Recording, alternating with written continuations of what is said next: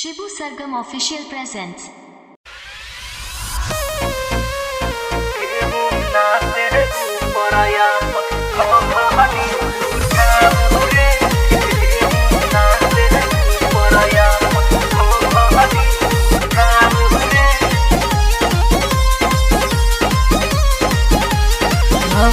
लूहा नाच तो नाच जमी हमारा तू जाच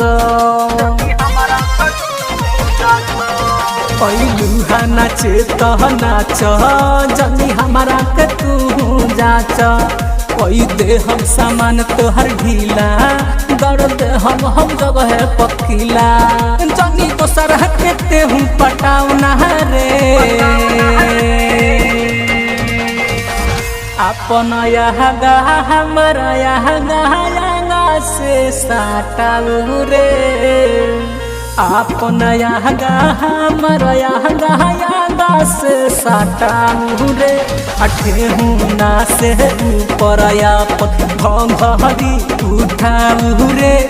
पतली कमरिया अपन लाहे लाहे हिलाऊ रे अठेहू ना से ऊपर।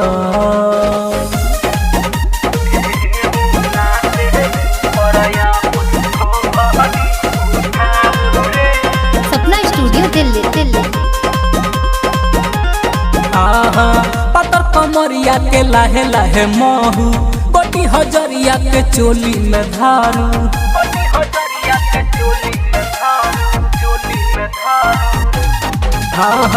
पतर कमरिया के लाहे लाहे महू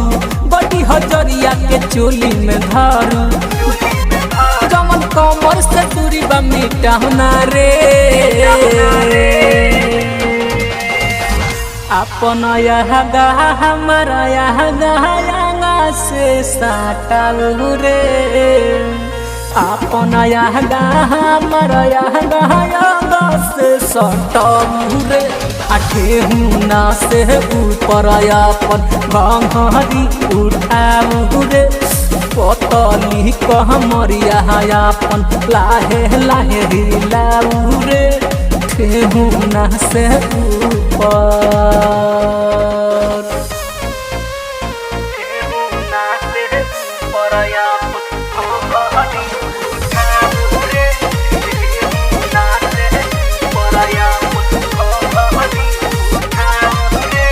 सपना स्टूडियो दिल्ली दिल्ली।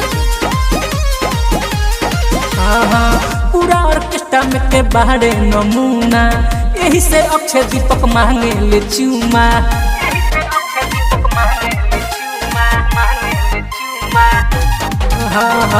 पूरा ऑर्केस्ट्रा में ते बाहरे नमूना यही से अक्षय दीपक मांगे ले चूमा शिबू सरगम के नग से हटाओ ना रे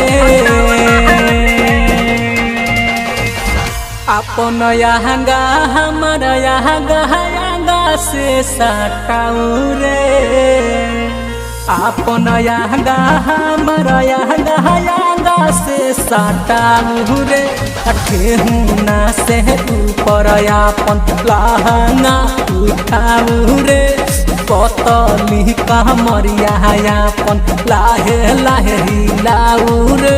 अठेहू ना से ऊपर।